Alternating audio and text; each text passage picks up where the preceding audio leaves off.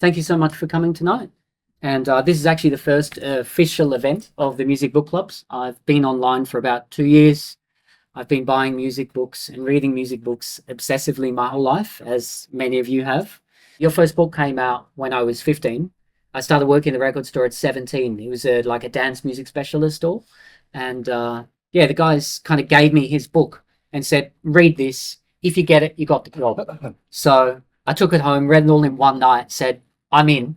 And they gave me a job. And I started there for like 10 years, became a DJ. So it's all thanks to this guy, really. And yeah, so. I have no idea what to say about that, frankly.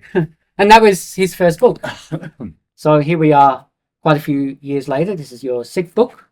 That's right. Dream Machines. You're not just a music journalist. You've also been a lifelong journalist, current affairs as well, which is something I've studied and interested in. So you've been the editor of ID. Long time ago, though. Yeah. Time Out website as well. And The Big Issue, which I love. And, you know, it's really big here in the UK. And we have two alumni of The Big Issue in the house to come on. Wow. When did you start in the music business? I think I wrote a review of some band when I was about 21, 22. I was working in a printing factory at the time as a printer. My review was accepted, so the minute it was published, of course, I gave up my job and said, I'm a music journalist. I'm not working as a printer anymore. And 3 months later, I got the check for £12. So that was really how it started. It was already clear that wasn't the best paid thing to do, but it was obviously a lot of fun. Very nice. And you've been touring the latest book, Dream Machines, kind of all over Europe, and you've been in the UK. Well, you make me sound like I'm in like driving in a van or possibly even a bus. No, you know, with these kind of stripes down the side of the bus. Oh, brilliant! It's a one-man show, you know. Yeah, what books are on there? But yeah, it's a labour of love, really, isn't it? That's what books really are, and yeah. And researching, you know, obviously you've proven you're good at that. You know, you're an investigative journalist. So there's a great index in here, you know, of all the references, which also references a film that me and Emily made, my partner, industrial soundtrack for the Urban Decay. So some of the artists you interviewed, Cabaret Voltaire, Throb and Gristle. Maybe we could start there because we both love Mal from Cabaret Voltaire. He was one of the people you interviewed. Cabaret Voltaire is a story of the weird 70s, isn't it? A very politically turbulent time, state of emergency declared 5 times within a period of 3 or 4 years. I mean, people forget this now. So the mass strikes, terrorist bombings on mainland Britain, serial killers. It was really quite a dark time. Out of that dark time, you had music that came out that was reacted against that by being incredibly bright and upbeat and flamboyant. Glam rock, for instance. Before that, you had Roxy Music, and then Brian Eno in Feathered Boas and Furs. So you had that kind of reacting against this darkness of the time. But then you had people who were exploring and kind of digging deeper into the darkness of that period of the 70s, who were kind of grubbing around in the filthy underbelly of society. So Cabaret Voltaire, 3 people who loved the weird stuff, who saw themselves as kind of outsiders in some way, although whether they really were outsiders, they were probably reasonably well-adjusted young men.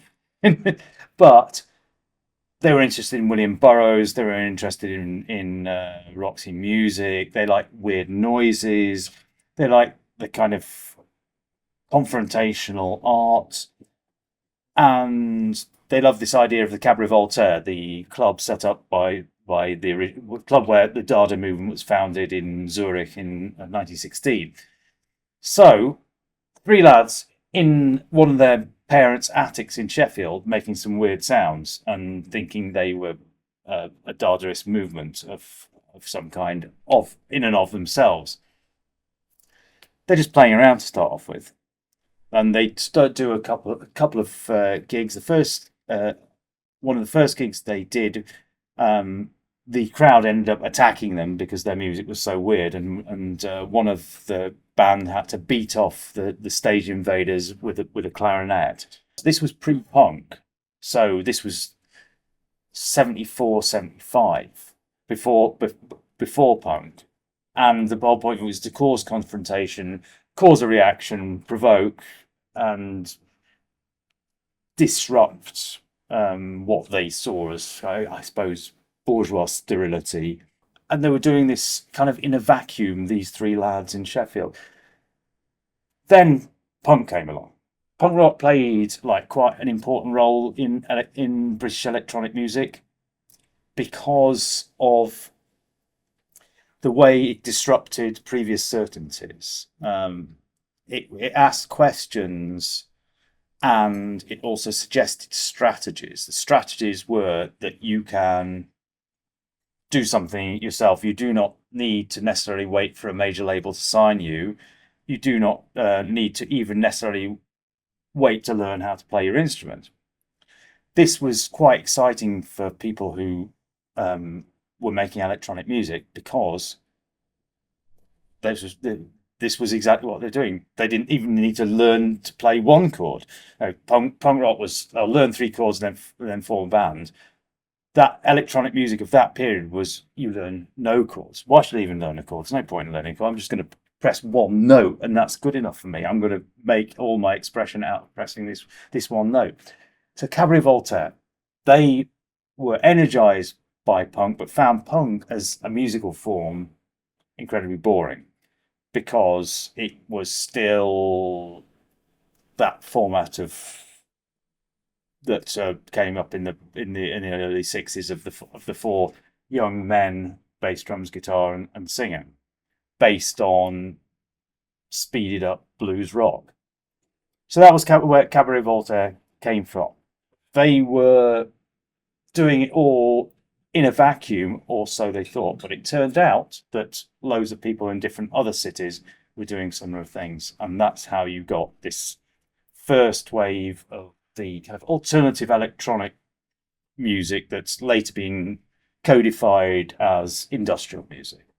So I have no idea what the question was. Didn't anyone remember? Well, Mel, how what did he say in the book that we didn't already know, as far as, like, considering we're all big fans? I think it's quite interesting that they saw themselves as doing some kind of social comment, that they were commenting on these strange and difficult times. Now, music doesn't exist in a vacuum. Mm. Music is a product of its time and place. It's a product of people who are also influenced by their time and place. Whether they're embracing it or reacting against it, that you cannot exist outside your time and place. Cabaret Voltaire, in some senses, were kind of a weird sonic documentary about their time. Okay, so that's, mid to late 70s, early 80s, but we'll go right back to the start, because the book traces the history of electronic music from around 38. I think it was around 45 when things started to get a little bit more interesting. BBC Radiophonic Workshop. I wasn't around at this time, though, Travis. Yeah, really? There's no actual first-hand reportage of this bit. Yeah, but that's kind of where the book starts. Well, it's the Second World War overshadows the early history of electronic music in Britain. That was when people started learning about the tape recorder. Tape recorder offered the opportunity for people to disrupt the fabric of time, basically. A recording didn't have to be linear, start to finish, anymore. You could chop up the tape and it could and run time in a different order. You run it backwards. You can loop it. Suddenly, you're liberated from sonic time, and you're into another dimension of your own creation. When the war ended, there's all this stuff. Like, armies have a load of stuff. They've got all this radar stuff. They've got these oscillators. They've got these things, some stuff that makes sound. They don't need it anymore. War's over. So all this stuff ends up in second-hand shops, places like, well, Lisle Street in London was one of the main places, Tottenham Court Road a bit later. You had these boxes of all this stuff from the British forces that no one wanted anymore, and people would buy it up for cheap and convert it, maybe customize it, and start making their own home studios to make this new kind of music, electronic music or music contract or whatever they called it at the time.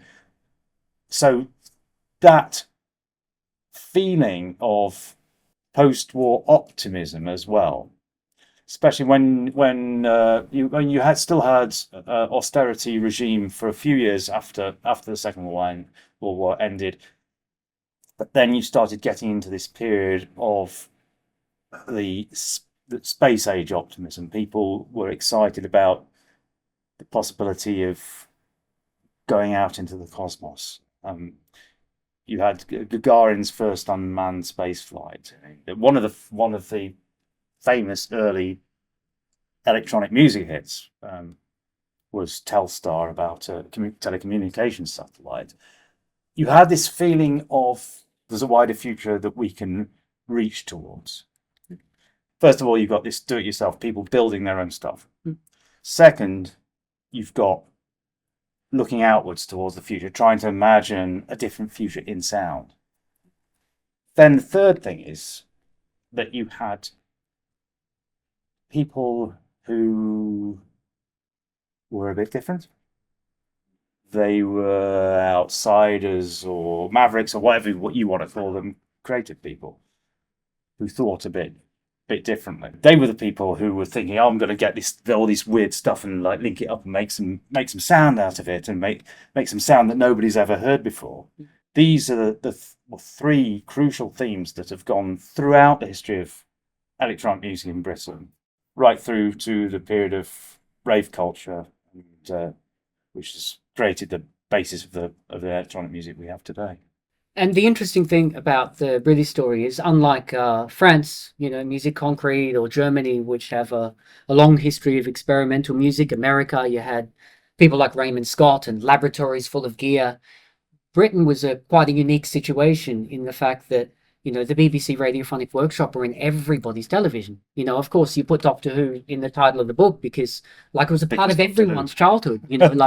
Everyone you spoke to was inspired by these people and this music because it really reached popular mainstream culture really early on. So it kind of gave Britain, everyone wanted to give it a go because everyone heard it in their bedrooms. Electronic music in Germany and France and Italy, Poland as well, later in the United States, was state funded at the high culture level. So you had these state funded studios that were producing high art music that was played on the radio as high art classical music, or in concert halls for aficionados of the avant-garde. In Britain, it was different. As you said, we had the BBC Radiophonic Workshop, which was set up as a purely functional unit to provide soundtracks and weird sounds for initially for radio and then for TV. There were more and more programs that referenced or focused on space travel, the cosmos, astronauts, interstellar travel, other civilizations, extraterrestrial worlds. The more of those programs there was, the more necessity there was for weird soundtracks to soundtrack those programs. So that boosted the Radiophonic Workshop. As you said, that meant that kids growing up would be hearing this weird electronic music. There is this argument that is why British electronic pop of the 80s was so powerful. Why Britain became this dominant force in synth pop in the 80s, because all these kids were sitting around listening to soundtracks produced by the Radiophonic Workshop. Yeah, and you had people like Bowie, doing interviews going, oh, have you heard of this band called Can and Noi? And then everyone and checked out that and Faust. And I think that the krautrock influence really came back here and gave a solid foundation to 80s electronic music. I mean, even before that, you had with the Beatles, especially McCartney, were incredibly important in bringing some of this weird avant-garde music concrete culture into pop.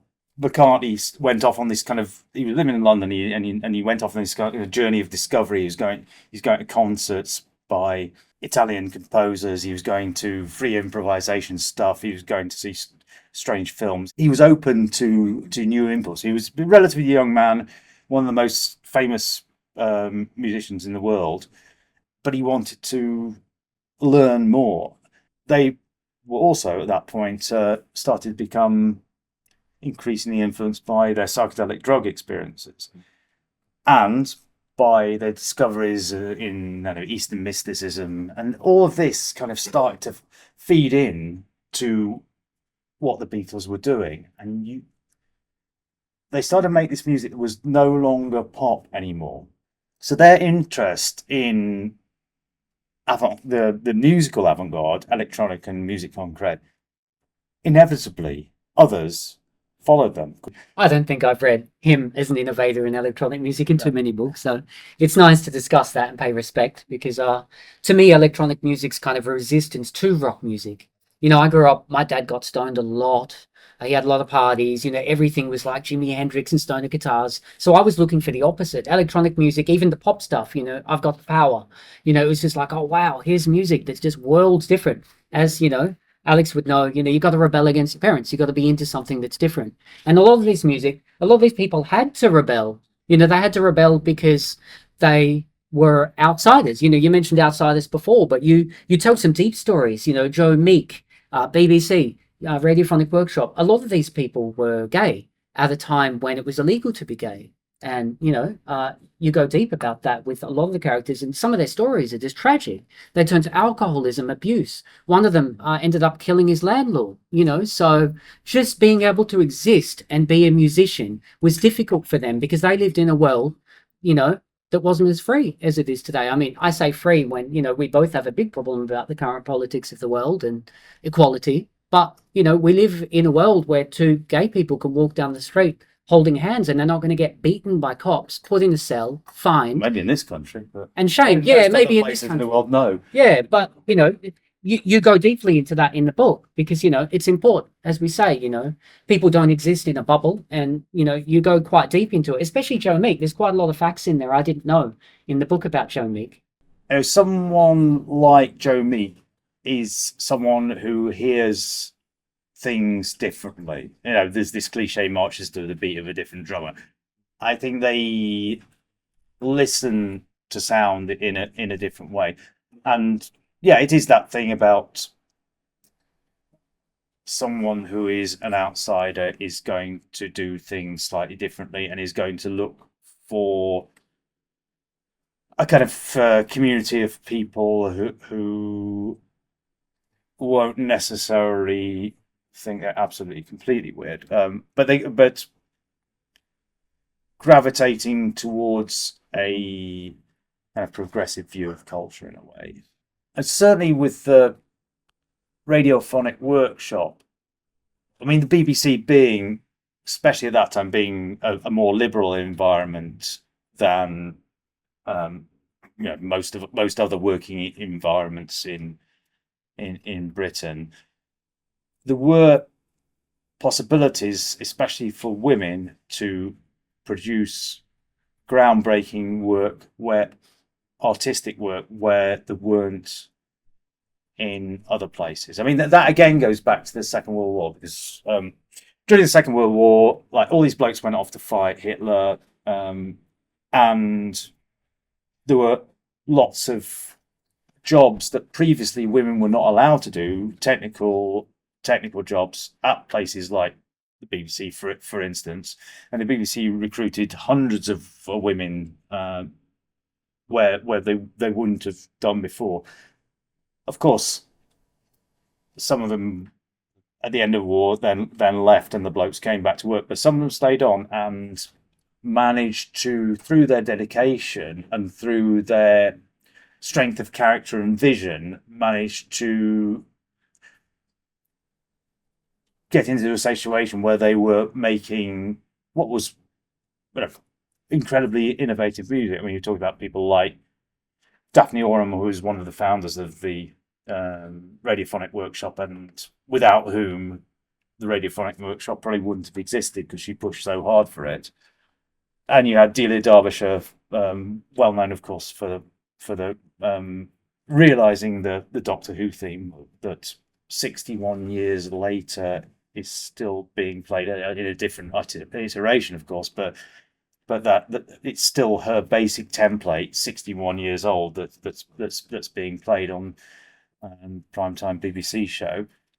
Because the music was new, it was uncharted territory. It was possible for these women to find space to create something that no one really understood that much. So you couldn't say, well, that's wrong. You know, a lot of people thought it was all wrong. They hated this weird electronic sound, but you couldn't say that you're doing it wrong because there wasn't any wrong. It was being invented. And they managed through their dedication to create an arena in which they could operate. There is that element of being a progressive force because of people looking to a future and looking to a future in which they want to live, rather than the present in which they may be discriminated against, marginalised. Imagining this future in sound, that has created some kind of foundation on which cannot be taken away. I really love to discuss women in music. We finally live in a world where there's more women voices out there. Like it was really the 80s when you started seeing a lot of women fronting bands, and times were kind of starting to change. In the 60s, you didn't see any women fronting bands. Yeah, like girl bands. There was obviously soul groups and things like that. Motown and things like that. But where women actually had a lot more creative control in the studio. Even Kate Bush talked about that, that there was a lot of resistance against her having freedom. But Amanda Glanfield, who's one of the beat masters, and she said in the most recent survey, guess how many, what percentage of studio producers are women? I was like, 5%. Yeah. How much has changed? I live with a female filmmaker. I certainly know about the challenges of women in the world. But yeah, while speaking of women, she did, after BBC, or around the same time, she did a TV documentary for Crash, their version of the Ballard book. And, that was highly influential, because when you look at the cover of Everyone Here Has This Record, the normal warm leatherette, most probably he watched that film, and read that book. And it was a huge influence on him. And, that, as far as post-punk and electronic music, it was the first record on his label. And, he went on to sign some of the biggest artists in the UK and kind of change Daniel Miller. music. Yeah, Daniel Miller, yeah. So, it's an important story. And it really did start with her, And when I look in the index of your book, I'm like, all right, who do you like the most? Who appears most in the book? And it was the BBC. Yeah, it is. But. Which is the song that appears most frequently in the book? Yes, I only noticed when I got to the index. Oh, you're putting me on the spot. You tell us. No, any guesses? Donna Summer. Yeah, I Feel Love, because it cuts through all kind of different cross sections. I mean, we talked about industrial music, for instance, and Throbbing Gristle, the band whose record label gave the name to industrial music, they recorded a Marauder-esque track called Hot on the Heels of Love. I mean, we mentioned Bowie and Eno, so there was this classic moment when they were in Berlin recording the Heroes album, and Bowie comes rushing into the room with a record. He's like, I've heard the future! And he's got a copy of I Feel Love. It's really strange that record recurs and recurs. Part of it is that minimalism that can be reinterpreted as disco, but also with this kind of electronic punk repetitious. I mean, you listen to Deutsche Amerikanische Freundschaft, DAF, for instance, that kind of repetition, you can hear that same thing going on. New Order, of course, all across the board. That record just cut through the whole thing. And yeah, also it's strange that it's made by an Italian and an American, but there was this British guy, the third, the partner, if not love partner, but musical partner of Moroder, Pete Ballard, a man from Hertfordshire, co-created the new electronic disco. God bless Hertfordshire. Anyone from Hertfordshire? Is there a statue to him anywhere? There should also be a statue for the drummer who didn't turn up, because that's a part of the story too. You know, when we think of the electronic pulse of that music, they had to use a drum machine. And it was because the drummer couldn't keep time. You know, if they had Ginger Baker at that studio session, maybe there would be no electronic music, because that guy was a rhythm machine. You know, you could say the same about the Beatles. You know, Is it as mad as the Walt Timpleton? yeah. Or Noy, for example. You know, there's some music out there, but that was one of those songs. You know, it crossed over to the mainstream. When you say, you know, he ended up saying this record's in the future, a lot of people held up that and this, you know, or any record by Kraftwerk, because the same thing. Yeah, it wasn't in Britain, but between the two of them, they changed popular culture. It was okay to be electronic. It's also interesting that you're referring to Kraftwerk, because there wasn't a British Kraftwerk. Technology has driven electronic music from the start, you know, of the story. You know, you talked about radios and about, you know, obviously the book goes into samplers, and it was very influential for musicians when they suddenly could open up their repertoire and go, okay, I can use sounds that don't exist. I can sample, I can loop, I can play things backwards. But at the time when Kraftwerk were around, no one could afford the synthesizer. You know, Kraftwerk weren't poor working class lads. No, they weren't. They So weren't at all. very different than the British story. I mean, the cost of their synthesizer was the price of a Volkswagen. You know, that's the famous story. And also you had people like Vangelis and people like that. You know, Tangerine Dream, they had walls of synths at the time, when a lot of people were doing DIY music with a couple of secondhand things that they found in the bin. You know, or, you know, they stole from the back corner of a studio because the rock bands weren't using it. And that was foundational here. You know, I think it's when you got to the period in the mid to late 70s when Japanese companies like Korg started making smaller, more portable units that were not only more affordable. I mean, they're still expensive, yes, but they were cheaper, and you could also move them around, so you could actually do gigs with them without having to have like a massive van. That combined with punk rock and this idea of doing it yourself, and I want to do music, but I can't be asked to learn 3 chords, so I'm going to get a synthesizer. This is when you get things like The Normal, which, you know, Daniel Miller, as you're referring to, and he said when he was doing his first tracks as The Normal, now seen as iconic classics, you know, Warm Leatherette covered by Grace Jones, etc., etc. He was listening to Kraftwerk, he was listening to stuff like this, but he was also listening to the Ramones, and the Ramones were key because it was easy riffs, not much change, fast, energy, yeah. And that was what was in his head. I'm going to do this Ramones punk rock, like so basic, no chord changes, start to finish, 2 or 3 minutes, but I'm going to do it with electronic instruments. And that's where that new kind of era started off. And then you got Human League, Orchestral Maneuvers in the Dark. They started around the same time. They were the first all electronic British band. That was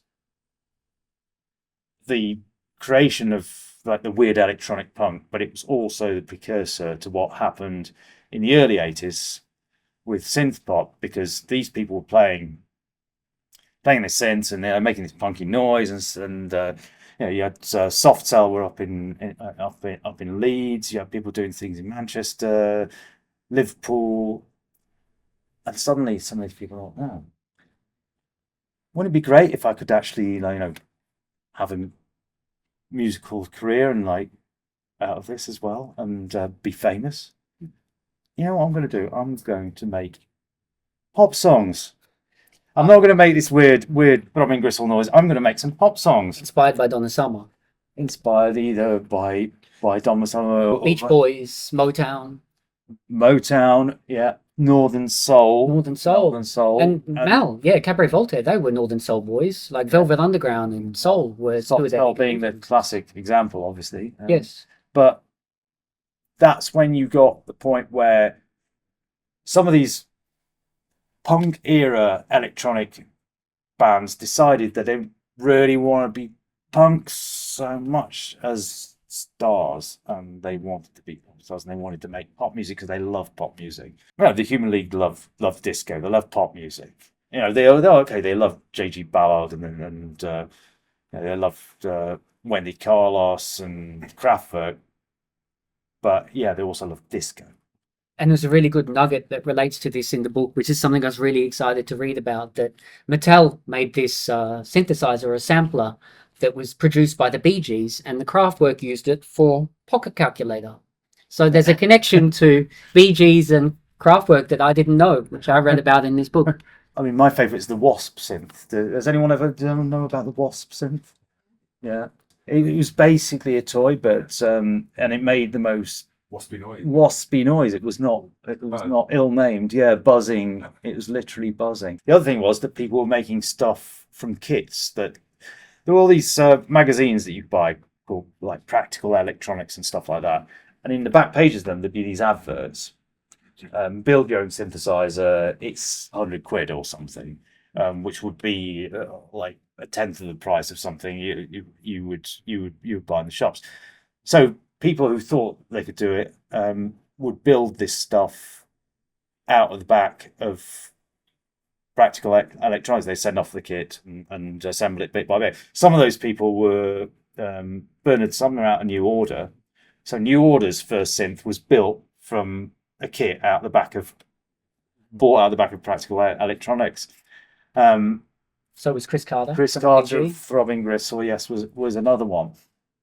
And this kind of again goes back to this whole post-war thing of the people building their own stuff. So there's a line that you can trace that goes back all the way back to the late 1940s and goes through into this era of the start of Joy Division, Throbbing Gristle, Cabaret Voltaire, all those sorts of innovative bands.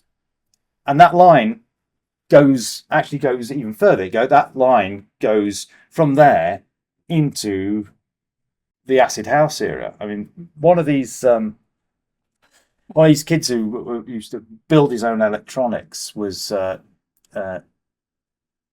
later became one of the original acid house DJs at Heaven in London. A guy called Ian B, who died a few years back. He was building stuff out the back of Practical Electronics. This is the kind of British thing, isn't it? Like tinkering sheds, buying stuff out the back of magazines. These kind of weird electronics clubs, having meetings in church halls, and it's certainly a weird strand within British culture, and which is also reflected in electronic music. But it's the idea of building your own stuff, and that goes all the way through right up to the period that I'm covering in the book, up to the acid house period. Yep.